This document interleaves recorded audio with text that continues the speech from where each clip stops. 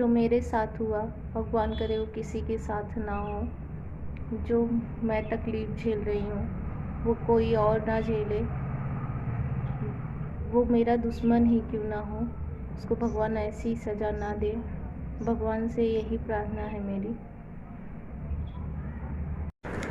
Good morning friends, सुबह हो गई है बट हमारे लिए तो सुबह समझ लीजिए एक क्या ही बोले, कुछ बोल नहीं सकते। भगवान जो किए हैं अच्छा ही किए हैं। बट देख रहे हैं एक पोटली लेकर सुबह सुबह हम जुट गए हैं अपना सुबह का नाश्ता करने। सुबह के नाश्ते में 3 टैबलेट हमको खानी रहती है खाली पेट। उसके बाद नाश्ता करने के बाद कुछ दिन की प्रॉब्लम है फ्रेंड, लेकिन आप सब प्रे करेंगे तो हम जल्दी ही ठीक हो जाएंगे, स्वस्थ हो जाएंगे, क्योंकि प्रे में बहुत ज़्यादा ताकत होती है, बहुत ज़्यादा होता है। ये देखिए 3 टैबलेट खाना रहता है, लेकिन बहुत ही तकलीफ़ देती है। सुबह जब आप ब्रश भी ना किए रहो उसके पहले पहले आपको 3 टैबलेट खानी रहे, वो भी कड़वी टैबलेट।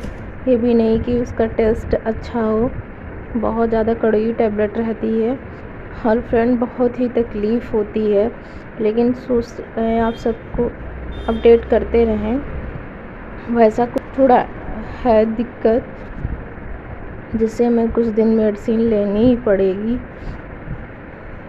रिपोर्ट में कुछ नहीं आता, सिटी में भी कुछ नहीं आया था, बहुत सारी चीज़ें कराई गई थी, लेकिन उसमें विशेष कुछ जांच में निकल कर नहीं आया।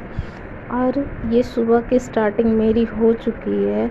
दवा खाने के बाद आप लोग को यही बता रहे हैं कि हमें बेड पे ही दवा लेनी पड़ती है, क्योंकि नहीं तो काम में हम इधर उधर हो जाते हैं तो फिर भूल जाते हैं दवा, फिर 10 बजे 11 बजे लेते हैं। तो इसी वजह से अब हम एक रूटीन बनाए हैं कि बेड पे ही दवा खा लेंगे।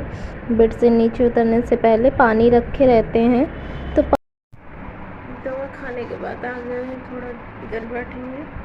इधर सुधांशु सो रहे थे और इधर सुधांशु सो रहे हैं, इनको चल रहे हैं जगाने, स्कूल भी जाना है। कंबल में लिपटे पड़े हैं सुधांशु।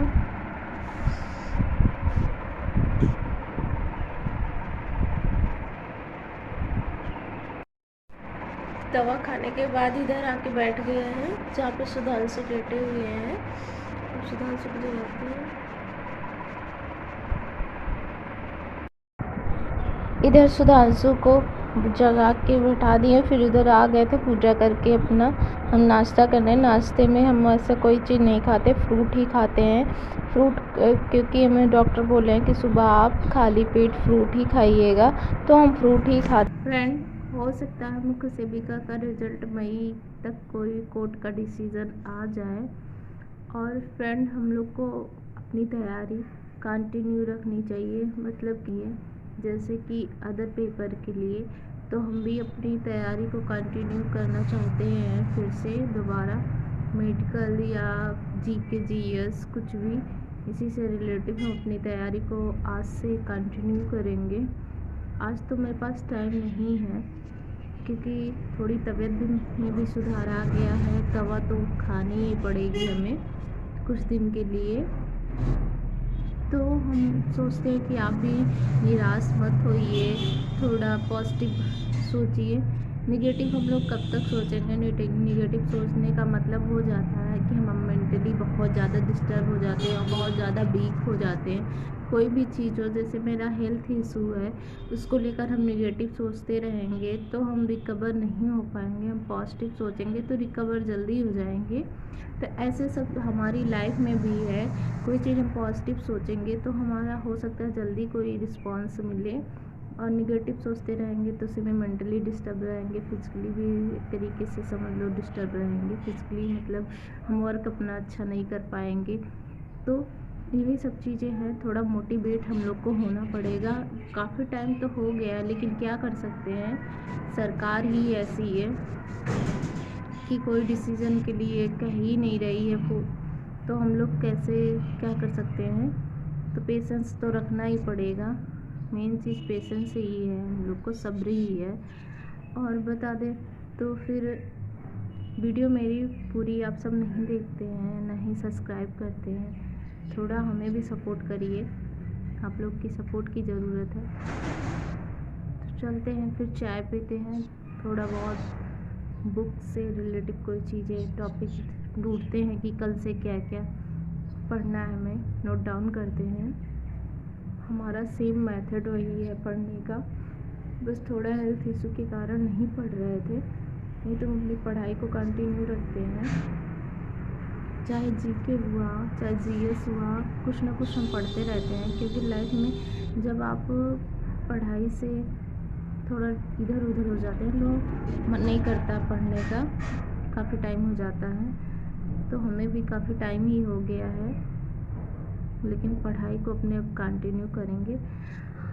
बता दे फ्रेंड, हेल्थ इशू के कारण बहुत सारी चीज़ें समझ लीजिए लाइफ में इधर उधर हो गई, लेकिन चलिए, उससे भी हमें कुछ ना कुछ सीख ही मिली है। हम सीखे ही हैं कि हर समय बराबर नहीं रहता। बस आप सब अपना आशीर्वाद बना के रखिए।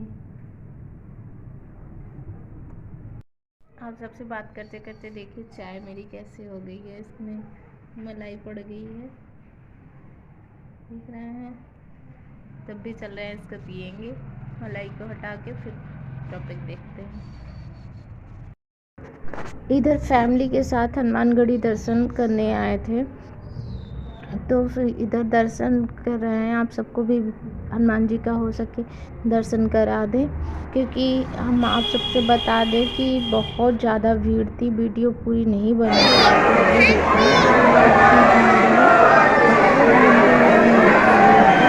और